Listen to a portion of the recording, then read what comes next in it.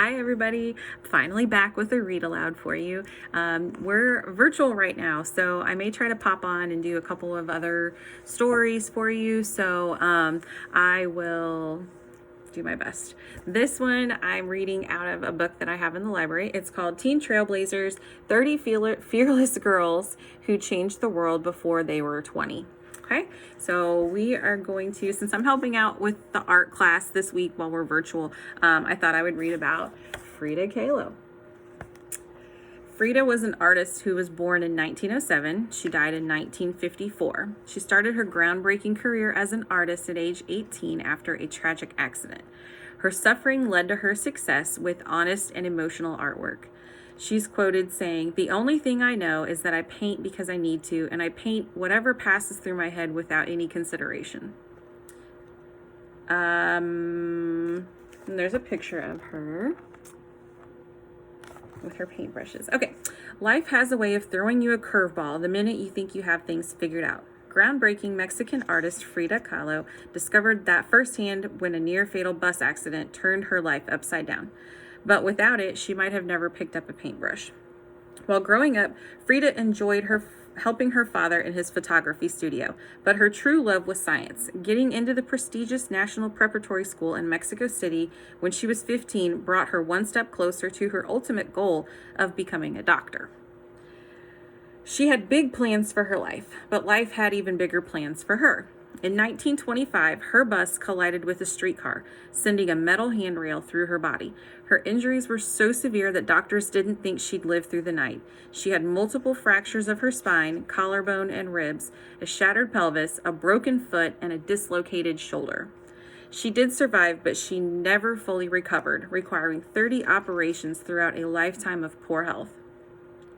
At 18 years old, Frida was barely able to move and had no hope of completing her medical education, so she taught herself to paint. Not only could she paint from her bed, but her artwork allowed her to vent the pain and frustration she was feeling. Her suffering and her art went hand in hand, as did her success.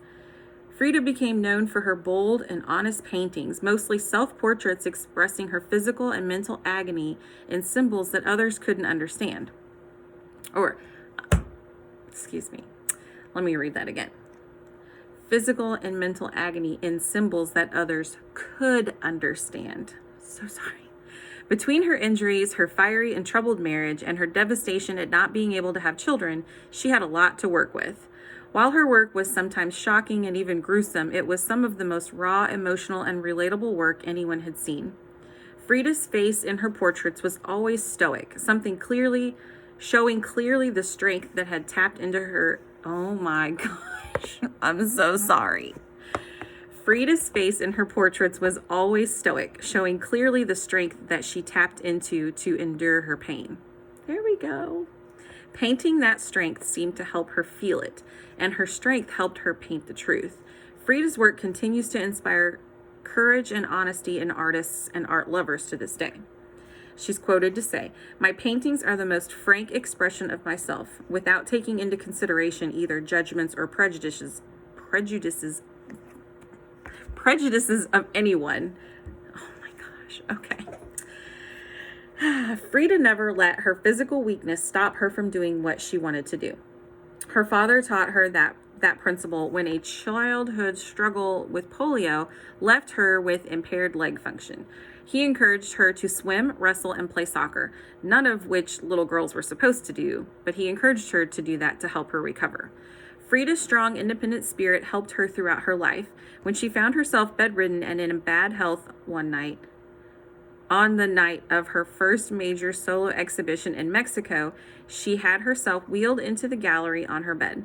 The show was a huge success, and when her leg had to be amputated, she refused to be embarrassed.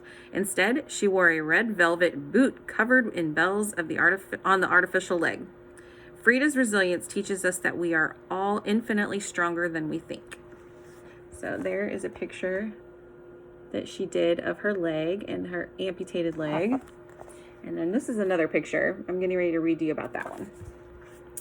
A fiery spirit. Frida was one of just 35 girls in a school of 2,000 students, but she felt right at home among the boys. Her closest circle of friends called themselves the Cachucas. a reference to a spicy Spanish dance. The 7 boys and 2 girls were smart but mischievous, pulling off pranks like riding donkeys through the school hallways. When she married Diego Rivera at age 22, Frida devoted herself to being a good housewife. She dressed beautifully, cleaned their home, and prepared picnic lunches to bring to Diego at work. But Frida's marriage was tumultuous, and her independent tomboy spirit began to shine through again. She smoked and drank like men and loved watching bloody boxing matches. Despite her broken body, she reveled in dancing the night away, and she threw herself into her work, determined to make a living from it so she didn't have to depend on Diego. The ill-suited pair divorced, but Diego soon wanted his wife back. They remarried a year later with a new arrangement. Diego wanted Frida to accept his flaws in philandering, which means he was a cheater. She did, but with her own conditions. They would marry as friends, no more, and each would make their own money. She happily returned to taking care of their home, but never again lost her independent spirit. And then there's also a little thing here, so I'll read that real quick. The 2 Fridas. If you've ever felt like you're a different person when you're around certain people, you're not alone. When Frida divorced her husband Diego Rivera, she felt torn between 2 versions of herself. She used her talents to explore both sides in a piece that she called The 2 Fridas. In the painting, a Frida dressed in traditional European clothing sits next to a second Frida dressed in modern Mexican Tijuana clothing. I don't know if I said that right. On a background of stormy skies. The hearts of both women are exposed and connected to each other. The Mexican Frida belonged to Diego. This was the version of herself that he loved and that bloomed because of their relationship. But European Frida was bleeding because this was the side of Frida that her husband disliked and wanted her to abandon. Through her art, she embraced both sides of herself. So, that is the story of Frida Kahlo. All right. Maybe you can look that up online and see what the picture of it looks like. It's called The 2 Fridas. Bye, guys. See you soon.